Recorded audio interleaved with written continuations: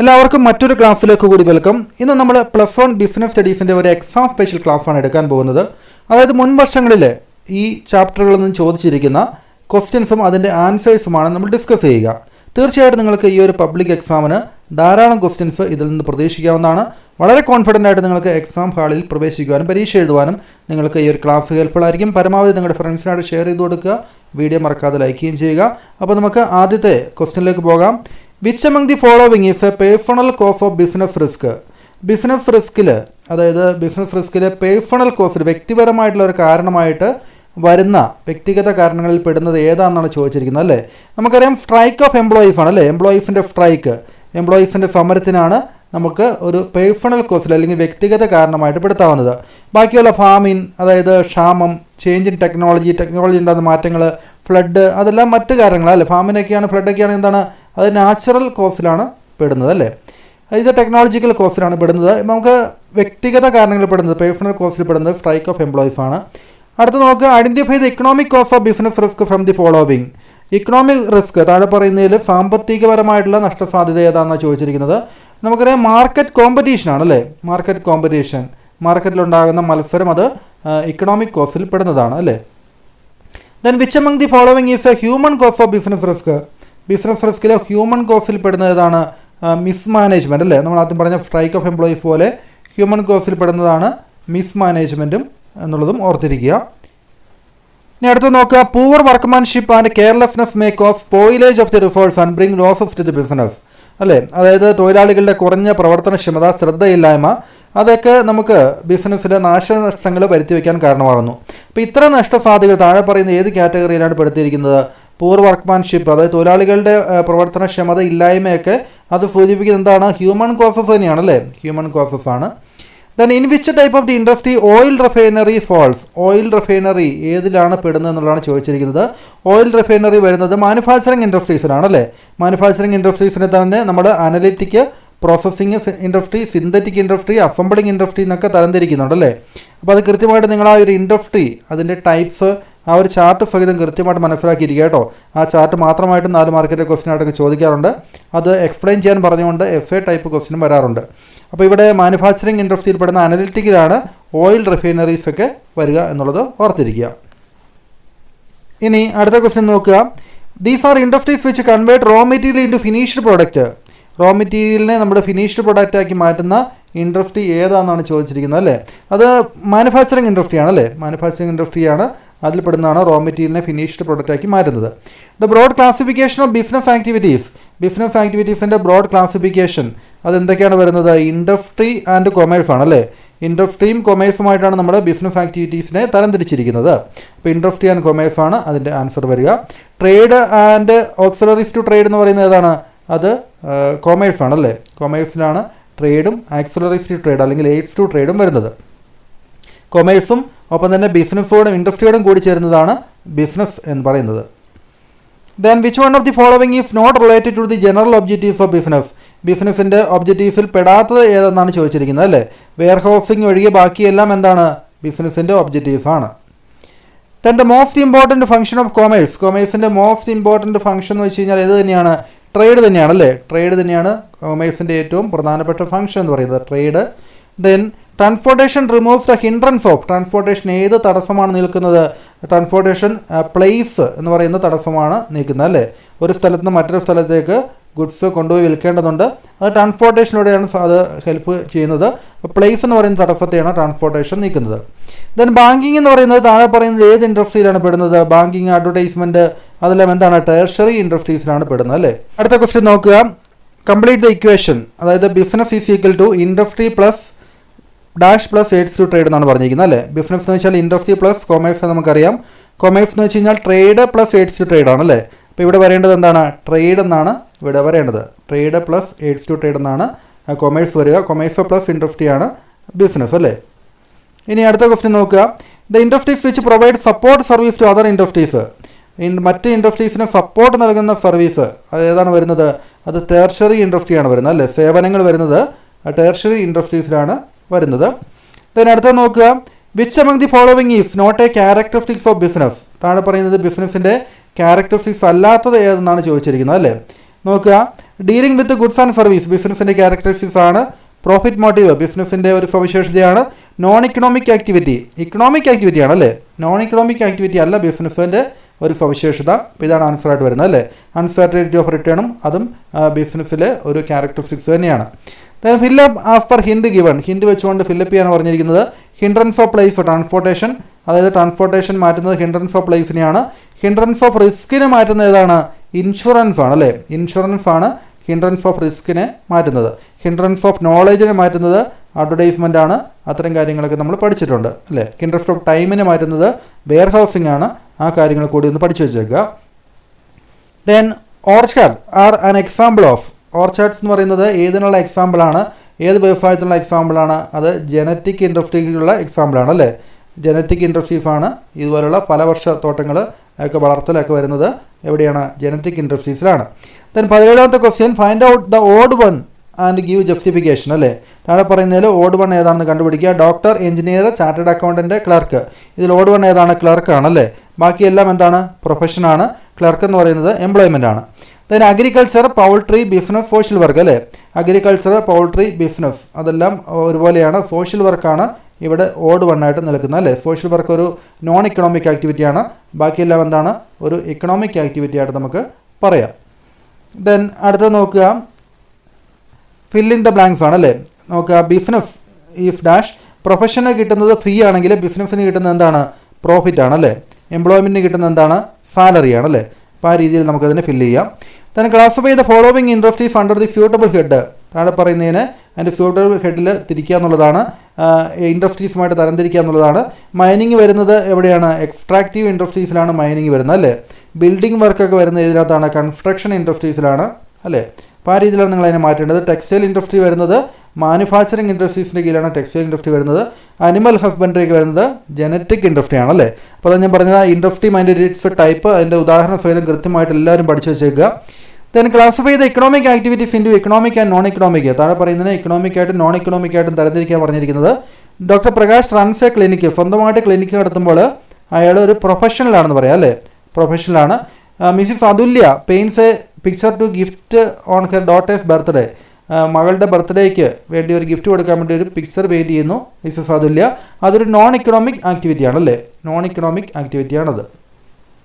Then Mohan a teacher in Ernakulam bought a car for ₹5 lakh. ഒരു teacher 5 ലക്ഷം രൂപയ്ക്ക് ഒരു കാർ വാങ്ങിച്ചു.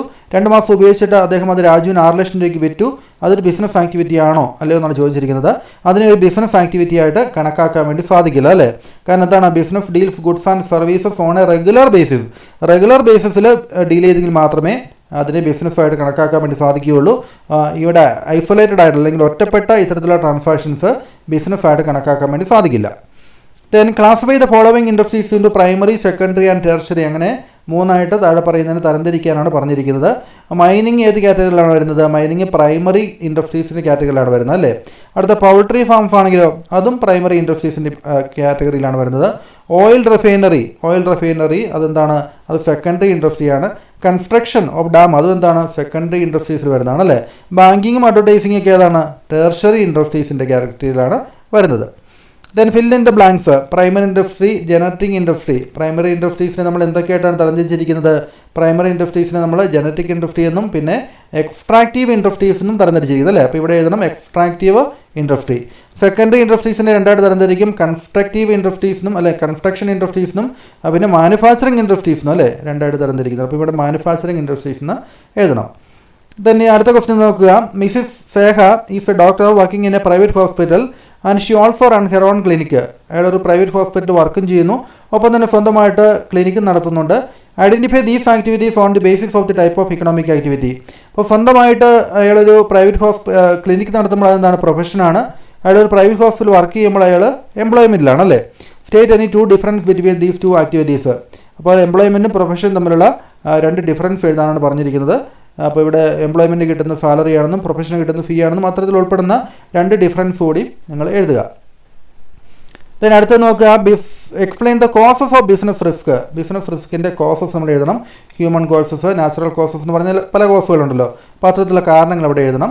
Then what you mean by business risk? Business risk എന്ന് വെച്ചാൽ എന്താണ്? പോസിബിലിറ്റി ഓഫ് ഇൻകറിങ് ലോസ് അല്ലേ. നഷ്ടം ഉണ്ടാകാനുള്ള സാധ്യതയാണ് നമ്മൾ ബിസിനസ് റിസ്ക് എന്ന് പറയുന്നത്. What is the reward of businessman four taking this risk? ഈ റിസ്ക് ഏറ്റെടുക്കുന്നതിന് ബിസിനസ്മാന് കിട്ടുന്ന റിവാർഡ് എന്താണ്? അതാണ് പ്രോഫിറ്റ് എന്ന് പറയുന്നത് അല്ലേ. റിസ്ക് ഏറ്റെടുക്കുന്നതിനുള്ള റിവാർഡാണ് ബിസിനസ്മാന് കിട്ടുന്ന പ്രോഫിറ്റായിട്ട്. Then people work for others and get remuneration. മറ്റൊരാൾക്ക് വേണ്ടി വർക്ക് ചെയ്യുന്നു, അയാൾക്ക് റെമ്യൂണറേഷൻ കിട്ടുന്നു. അതെന്താണ്? എന്ത് ഇക്കണോമിക് ആക്ടിവിറ്റിയാണ്? അതാണ് എംപ്ലോയ്മെൻറ്റ് എന്ന് പറയുന്നത് അല്ലേ. എംപ്ലോയ്മെൻറ്റിൻ്റെ 2 ഫീച്ചേഴ്സ് കൂടി നമ്മളിവിടെ എഴുതണം. ദെൻ റൈറ്റ് ഇനി 3 difference between profession and employment. പ്രൊഫഷനും എംപ്ലോയ്മെൻറ്റും തമ്മിലുള്ള വ്യത്യാസങ്ങൾ, ഏതെങ്കിലും 3 വ്യത്യാസങ്ങൾ ഇവിടെ കാണിക്കണം. Explain the objectives of business. ബിസിനസ്സിൻ്റെ ഒബ്ജക്റ്റീവ്സ് അല്ലേ, അത് നമ്മൾ എഴുതണം. ഇവിടെ 3 മാർക്കിൻ്റെ ക്വസ്റ്റ്യൻ ആണ്, 4 മാർക്കിൻ്റെ ക്വസ്റ്റ്യൻ ആണ്, 4 മാർക്കിലും എഴുതണം അല്ലേ. 4 പോയിന്റുകൾ എഴുതുക. Then mister Venu chartered accountant is now working as A financial manager in A company.